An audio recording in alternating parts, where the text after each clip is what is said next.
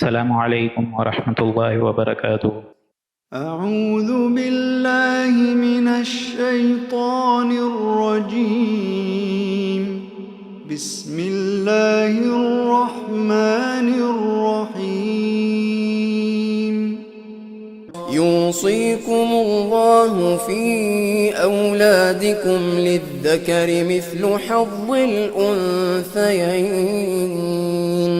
فإن كن نساء فوق اثنتين فلهن ثلثا ما ترك، وإن كانت واحدة فلها النصف، ولأبويه لكل واحد منهما السدس مما ترك إن كان له ولد، فإن لم يكن له ولد وورثه أبواه فلأمه الثلث، فإن كان له إخوة فلأمه السدس من بعد وصية يوصي بها أو دين.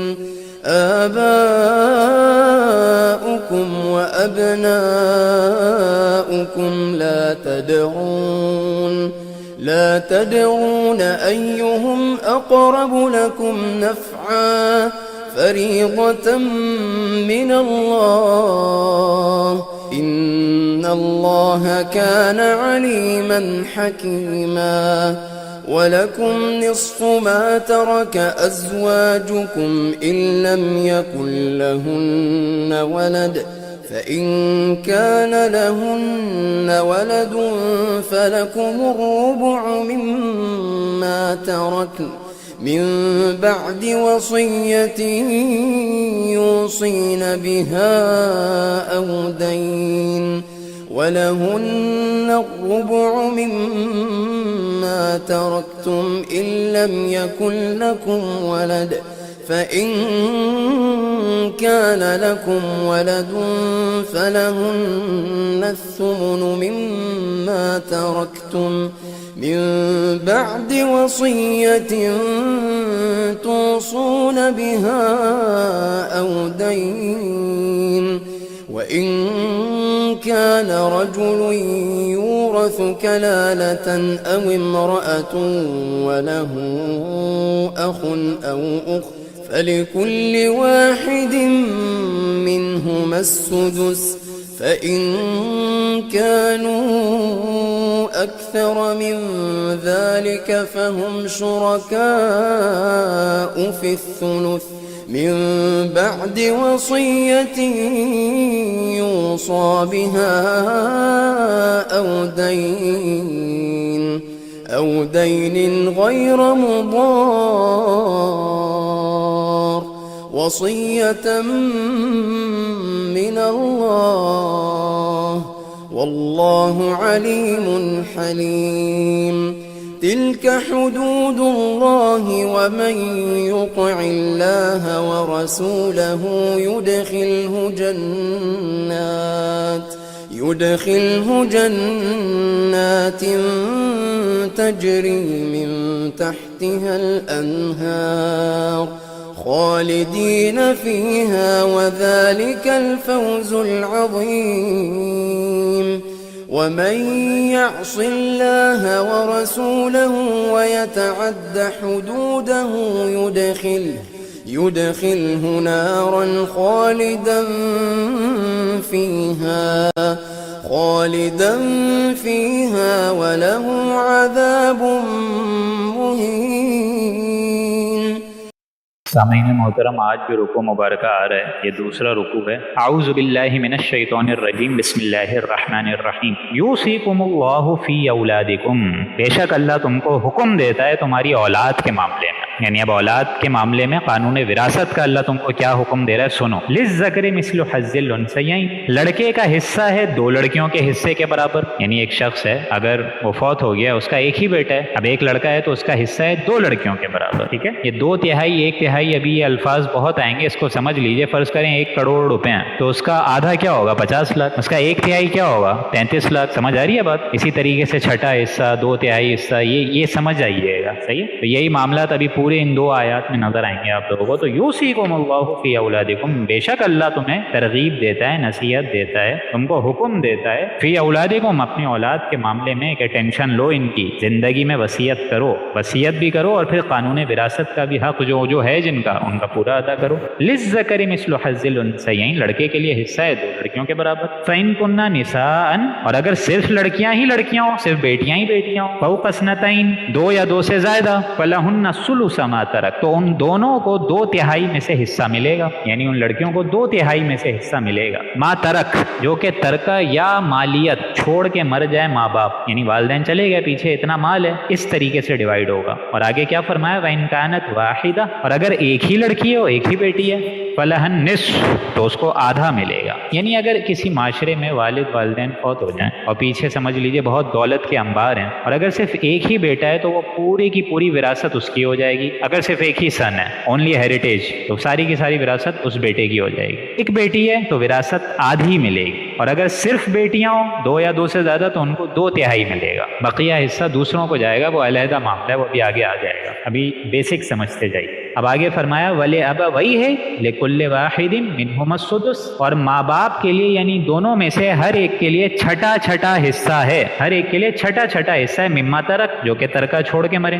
اب کوئی شخص مر گیا، اس کے ماں باپ بھی ہیں، ایسے میں کیا حصہ ہے؟ اس کی جو اولاد ہے وہ تو چلی گئی ہے، لیکن ظاہر بات ہے ماں باپ تو ہیں. اب اگر ماں باپ زندہ ہوں تو ان کا چھٹا حصہ ہوگا. ان کان لہو ولد، اگر مرنے والے کی کچھ اولاد ہوں تو، یعنی والدین کے لیے ہر ایک کے لیے چھٹا حصہ ہے اگر اس شخص کی اولاد بھی ہے. یعنی اگر ایک شخص بغیر بچوں کے مر جائے تو اور بات ہوگی، لیکن ایسا شخص جس کی اولاد بھی ہے تو والدین کو چھٹا حصہ آٹومیٹک چلے جائے گا، یعنی 2/3 پھر اولاد میں تقسیم ہوگا. فَإِن لَمْ يَكُن لَهُ وَلَدٌ، اور اگر اس میت کے کچھ اولاد نہ ہو، فرض کریں ایک شخص مر گیا ہے، اس کی بیوی بانجھ تھی، اس کو اولاد نہیں ہوئی ہے، وَوَرِثَهُ وَأَبَوَاهُ فَلِأُمِّهِ الثُّلُثُ، اور اس کے وارث والدین ہی ہیں، والدین ہی وارث ہیں. ظاہر بات ہے والدین بیچارے حسرت میں رہ گئے کہ پوتا یا پوتی آئے گا یا نانی، مطلب نواسا یا نواسی آئے گا. اب اس شخص کی اولاد ہی نہیں ہوئی تو وارث کون رہ گئے؟ وَوَرِثَهُ أَبَوَاهُ فَلِأُمِّهِ الثُّلُثُ، تو ماں کو 1/3 ملے گا، یعنی ماں کو پھر 1/3 ملے گا اور باپ کو پھر 2/3 ملے گا. مطلب باپ ماں میں ڈویژن اس طرح کی گئی ہے کہ باپ کو پھر بھی زیادہ ملے گا. کیوں؟ یہاں لڑکوں کو آپ دیکھ رہے ہیں بار بار جو مرد ہیں ان کو زیادہ کیوں مل رہا ہے، عورتوں کو کم کیوں مل رہا ہے؟ کیوں؟ کیونکہ گھر کا جو اصل سربراہ ہے وہ اسلام کی روح سے ایک شوہر ہے، ایک مرد ہے. فَإِن كَانَ لَهُ إِخْوَةٌ، اور اگر اس کے بھائی بہن ہیں، ظاہر بات ہے ایک شخص کے بھائی بھی ہیں بہن بھی ہیں، فَلِأُمِّهِ السُّدُسُ، تو ماں کا حصہ اور کم ہو جائے گا اور چھٹا حصہ رہ جائے گا. فَلِأُمِّهِ السُّدُسُ، چھٹا حصہ رہ جائے گا. یعنی پہلے 1/3 مل رہا تھا، اب 1/3 سے چھٹا حصہ ہو جائے گا اگر اس کے بھائی بہن بھی ہیں، میت کے بھائی بہن بھی ہیں، یعنی اس امی کی اور اولادیں بھی ہیں، تو چھٹا حصہ رہ جائے گا. من بعد وصیۃ یوصی بها او دین، یعنی باپ کی طرف سے اولاد کو بھی جا سکے یہ مال، اس وجہ سے کہ اس کے بہن بھائی بھی تو ہیں نا. تو اللہ نے یہاں پہ شریعت میں 1/3 سے ماں کے حصے کو اور کم کر دیا، چھٹا حصہ کر دیا، بسبب یہ کہ اس کے اگر بہن بھائی بھی ہیں. ٹھیک ہے، تاکہ باپ کی طرف سے اولاد کو کچھ جا سکے. اب یہاں ایک شرط رکھی ہے اللہ نے کہ وراثت کی تقسیم سے پہلے 2 کام ہوں گے. من بعد وصیت یوصی بها او دین، نمبر 1، اگر کسی شخص نے میت نے وصیت کی ہے رہتی دنیا میں تو اس کو پورا کیا جائے گا. That means will must be fulfilled. اور دوسرا کام کیا ہوگا؟ بہا او دین، یا دین کا کوئی معاملہ ہو، کوئی قرض کا معاملہ ہو، اس کو پہلے پورا کر لو پھر وراثت ادا کرتے رہو. آباؤکم وابناؤکم لا تدرون ایہم اقرب لکم نفعا، دیکھیں کتنی پیاری تعلیم دی جا رہی ہے کہ تمہارے باپ اور بیٹے میں سے تم نہیں جانتے اقرب لکم نفعا، کہ کون نفع کے اعتبار سے، کون بہتری کے لحاظ سے، کون اخلاقی اچھائی کے لحاظ سے، کون نفع کے لحاظ سے، اعتبار کے لحاظ سے قریب تر ہے، اچھا ہے تمہارے لیے. یعنی تمہارے باپ یا بیٹے میں سے تم تو نہیں جانتے نا کہ کون نفع کے اعتبار سے قریب تر ہے، کون تم کو نفع دے گا. تو تم اپنی عقل کو چھوڑ دو. فریضۃ من اللہ، بلکہ یہ تو اللہ کی طرف سے وصیت فرض ہے، یہ جو قانون وراثت ہے یہ فرض ہے. ان اللہ کان علیما حکیما، کہ بے شک اللہ تعالیٰ بڑے علم والا ہے اور حکمت والا ہے. یعنی اس کا کوئی حکم بغیر حکمت کے کہ ہو ہی نہیں سکتا۔ اب آگے فرمایا وَلَكُمْ نِصْفُ مَا تَرَكْ، تم کو آدھا ملے گا اس ترکے کا، أَزْوَاجُكُمْ، جو تمہاری بیویاں چھوڑ دیں۔ اب یہ معاملہ ہے کہ اگر تمہارا حصہ تمہاری بیویوں کے ترکے سے آدھا ہے تو اگر ان کی اولاد نہ ہو، یہ بھی تو معاملہ ہو سکتا ہے نا کہ بیویوں کی اولاد ہے تو کیا معاملہ ہوگا، پھر بیویوں کی اولاد اگر نہیں ہے تو کیا معاملہ ہوگا، بیویوں کے گھر والے ہیں تو کیا معاملہ ہوگا، پھر کس طرح تقسیم ہوگی۔ ہم لوگ شوہر ہی شوہر کو دیکھتے ہیں، بیوی کے بھی تو کچھ رائٹس ہیں نا، کیا پتہ شوہر کے نام پہ گھر ہی نہ ہو، بیوی کے نام پہ گھر ہو، اب وہ بیوی فوت ہو گئی ہے، اس کی کیا پتہ اولاد ہے، اس کی کیا پتہ گھر والے ہیں، اور نہیں تو اس کا شوہر تو ابھی حیات ہے نا، تو ابھی یہاں اس کو ایڈریس کر کے، شوہر کو ایڈریس کر کے بتایا جا رہا ہے کہ تمہارے لیے وَلَكُمْ، تم کو آدھا ملے گا، نصف آدھا ملے گا، مَا تَرَكَ أَزْوَاجُكُمْ، اس ترکے میں سے، إِن لَّمْ يَكُن لَّهُنَّ وَلَدٌ، اگر ان کی کچھ اولاد نہ ہو، یعنی ایک معاملہ ہے کہ تمہارا حصہ تمہاری بیویوں کے ترکے سے آدھا تو ہے، لیکن اگر ان کی اولاد نہ ہو تو آدھا ہے۔ فَإِن كَانَ لَهُنَّ، کی کچھ اولاد ہو، پھر فَلَكُمُ الرُّبُعُ مِمَّا تَرَكْنَا مِن بَعْدِ وَصِيَّةٍ، تو تم کو ان کے ترکے سے چوتھائی ملے گا،